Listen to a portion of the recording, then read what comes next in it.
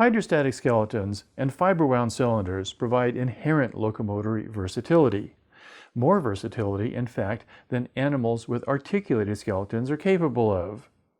That does not mean that articulated skeletons are not versatile, of course. Versatility just has to come about in a different and more complicated way. We've already covered some of the ways in which articulated skeletons can impart versatility to muscle, including adjusting the dimensions of lever arms so as to maximize either force or speed. There's an additional layer of complexity that attends to walking and running, which is the province of articulated skeletons. No squid has ever been observed to run. But here's the question: what is the physics of versatility for walking and running?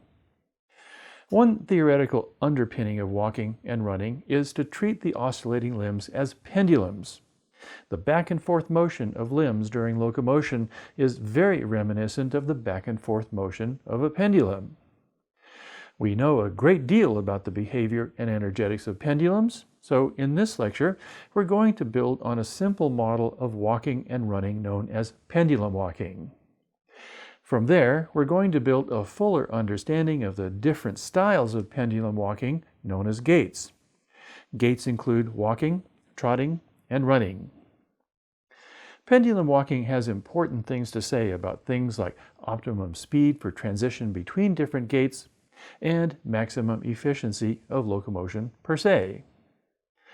In the lectures to follow, I would like you to keep 4 things in mind.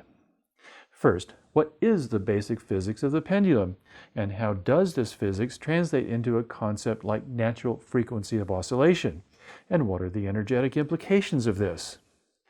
Second, how does the motion of a pendulum translate into the motion of limbs for locomotion, and how does this lead to a theory of optimum walking speed? Third, what are gaits, and what governs the transitions between gaits, like from walking to running? And finally, in what sense is the control of gaits simply a problem of physics?